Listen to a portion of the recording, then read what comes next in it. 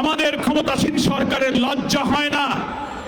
একজন প্রধানমন্ত্রীর উপদেষ্টা দিল্লিতে প্রবেশ করতে পারলেন না, অপমানিত হয়ে ফিরে আসলেন, জাতির কাছে ব্যাখ্যা দিতে পারেন নাই। আপনারা 300 বিধিতে বিবৃতি দিয়ে পার্লামেন্টে একটি দলকে কটাক্ষ করার জন্য অপচেষ্টা করেন, পুশিন করে, আপনার উপদেষ্টাদের অপমানিত করে, আমার অখণ্ডতাকে নষ্ট করে স্বরাষ্ট্রমন্ত্রী সেখানে 300 বিধির বিবৃতি দিতে পারেন না।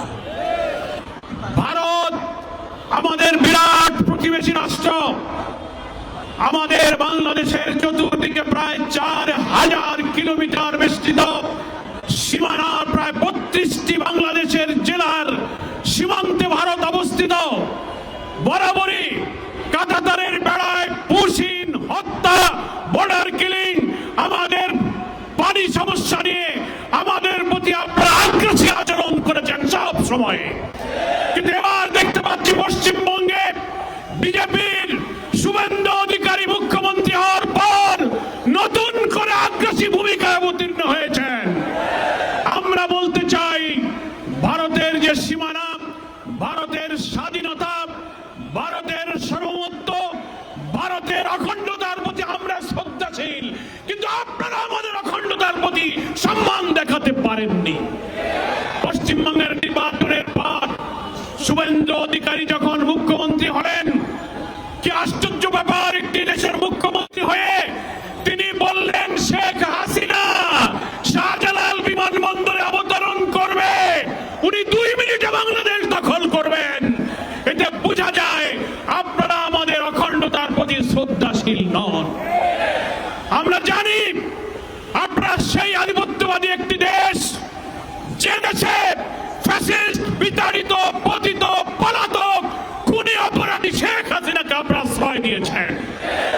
আপনারা ওসমান হাদির খুনি ফয়সালকে হাতে পেয়ে বাংলাদেশের কাছে হস্তান্তর করছেন না। প্রতিদিন আপনারা পুশিন করছেন। গত বছর প্রায় 2500-এর মতো পুশিন হয়েছেন। শুভেন্দু অধিকারী ক্ষমতা এসে তিনি নিজেই বলেছেন প্রায় 4500 ব্যক্তিকে নাগরিকত্ব যাচাই বাছাইয়ের প্রক্রিয়ায় তারা পুশিন করেছে।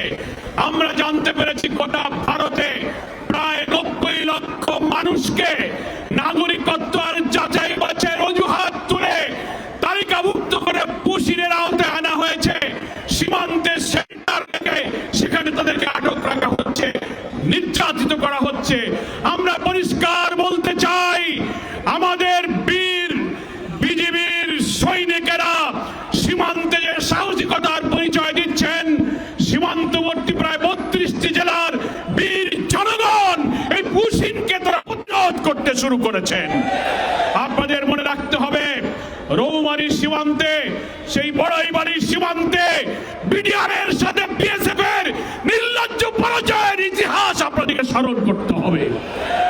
আমাদের সীমান্তের লুঙ্গি পরা কৃষকরাই আপনাদের এই পুশিন প্রতিরোধ করার জন্য যথেষ্ট।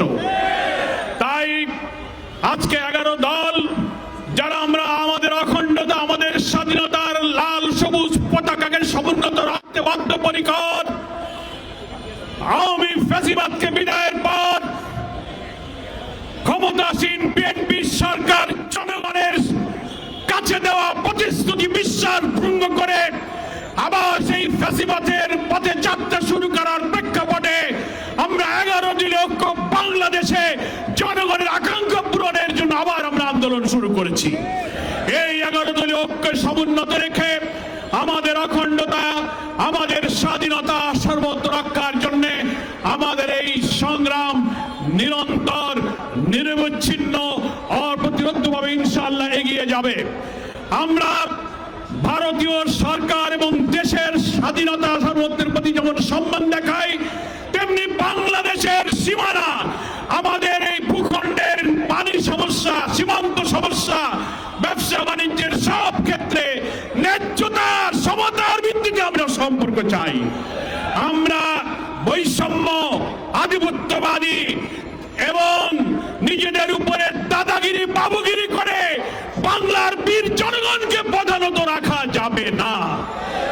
আমাদের সংগ্রাম চলবে, আপনারা ঐক্যবদ্ধ থাকবেন। জনগণের প্রতি, দেশবাসীর প্রতি আমাদের আহ্বান থাকবে যে আমরা সব সময় আমাদের অখণ্ডতা, স্বাধীনতার ব্যাপারে সচেতন থাকব। আমাদের ক্ষমতাসীন সরকারের লজ্জা হয় না।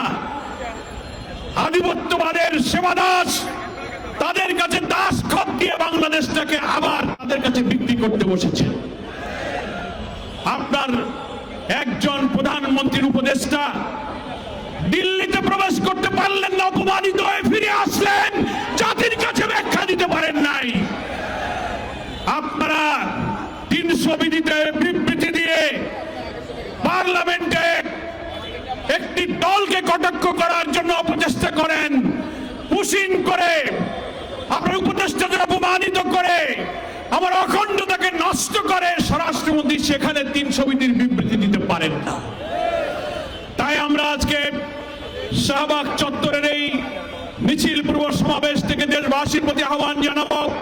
বিশেষ করে সীমান্তবর্তী 32টি জেলার বীর জনগণকে ধন্যবাদ জানাবো। আপনারা আমাদের লাল সবুজ পতাকাকে পাহারা দেবেন, বুকে অদম্য সাহস নিয়ে ভারতীয় আগ্রাসনের বিরুদ্ধে শক্ত করে আপনারা দাঁড়াবেন। বিজেপির বীর সৈনিকেরা যে সাহসিকতা দেখাচ্ছেন, বিএসএফ এর লোকেরা বিজেপিকে গুলি করতে চেয়েছে, ভিডিওতে দেখেছেন, বলে আমরা গুলি করে দেব। আমার মাটির বীর জনতা, তার প্রতিনিধি বিজেপি বলেছে আপনারা গুলি করলে কি আমরা বসে থাকবো? এই হচ্ছে বাংলার মানুষের সাহস। ভারতীয় আধিপত্যবাদী শক্তি, বিশেষ করে পশ্চিমবঙ্গে বিজেপির মোদীর সেবাদাস শুভেন্দু অধিকারী, আপনি যে ধৃষ্টতা দেখিয়েছেন, বাংলাদেশ দখল করার ধৃষ্টতা, হাসিনাকে শাহজালাল বিমানবন্দরে নামার ধৃষ্টতা, শহীদ ওসমান হাদির খুনি ফয়সালকে আপনি প্রশ্রয় দিয়েছেন। আমরা শহীদ ওসমান হাদির এই চত্বর থেকে ওসমান হাদির খুনিদের বিচার চাই এবং তার এই আজব হত্যাকারীকে বাংলাদেশে